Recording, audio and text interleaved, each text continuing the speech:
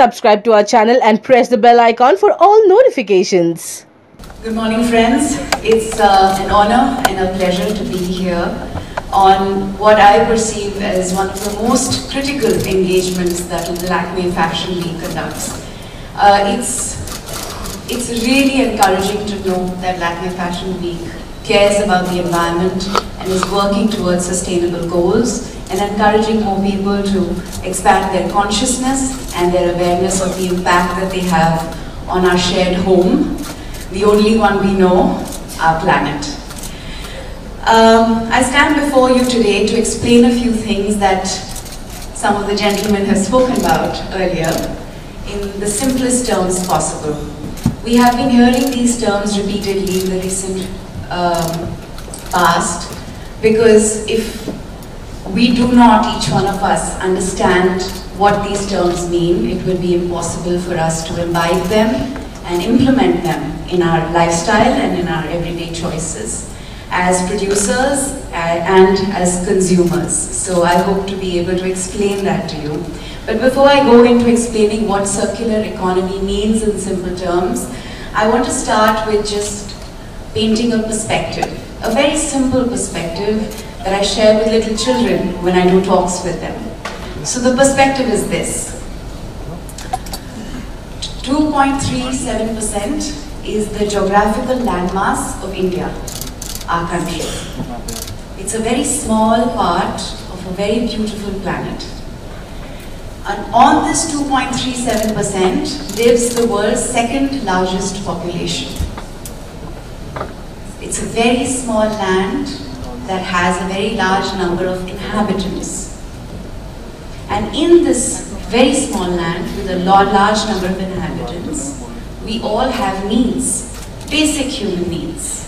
Need for water, primarily, need for food, and then comes the rest, clothing and shelter.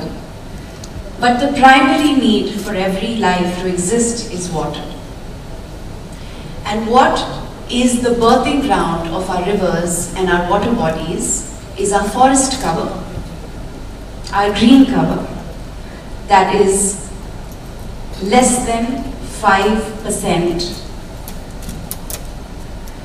which means that the dense and the protected forest areas, which is less than 5%, is supposed to be the birthing ground of rivers that is supposed to support the life of all our people and our existence. Which is why I am so passionate about protecting our forests, our wildlife, and also encouraging more people to understand this very simple perspective. Because every action and inaction on our part has consequences on our environment. And we as human beings are not separate from our environment, and we are not separate from nature. We are a part of it and not apart from it. And everything that we do to the environment, we are in fact doing to ourselves. Which is what brings me to explaining why the circular economy and what is the circular economy. Unlike other species on our planet, we are the only species that produces kachra. Right? We make things that we dispose of, but thereby creating waste. And unfortunately, a lot of this waste that we create has nowhere to go. So a lot of it gets incinerated, which means it gets burnt, polluting our air, our soil, and our water. A lot of it lands up in landfills, creating all kinds of toxicity. A lot of it lands up, you see it on the wayside, and then it eventually lands in our rivers, in our oceans, and our water bodies, creating serious amounts of pollution and toxicity. Earth, its resources, living things have been around for billions of years. In nature, there is, like I said, no waste generated. And every iota of waste that nature generates produces new life. So the bark of the tree, when it falls, it mingles with the soil, it becomes rich nutrients, it feeds new organisms, and new life is born. And then of course this grows, It gets consumed or eaten by another living thing and eventually decomposes, and the nutrients return to the soil, making way for new things to come to life. And this way, the cycle of life begins again, hence a cyclical approach. So basically everything in nature that creates waste goes back to giving life and nurturing new birth. Therefore, it's a cycle of life. However, as humans, we have adopted a linear approach. We take, we make, and we dispose. Each time we dispose, the waste piles up.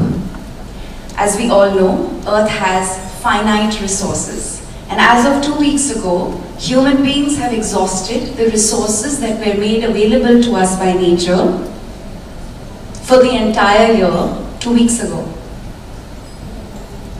So we've already exhausted what nature provides, like even before the year has ended. As we all know, the Earth has finite resources, and collectively this impacts our resource efficiency and sustainability. In the circular economy approach, each new object is designed for future reuse, and at the end of its life, it becomes a potential resource. Which means if we as individuals, as human beings, can draw our consciousness to the materials that we're using to make the things that we consume, be it the food we eat, or the clothes we wear, or the homes we build, or the cars we use, whatever it is that we're using, can we find a way to use technology, science, innovation, and most importantly, creativity and empathy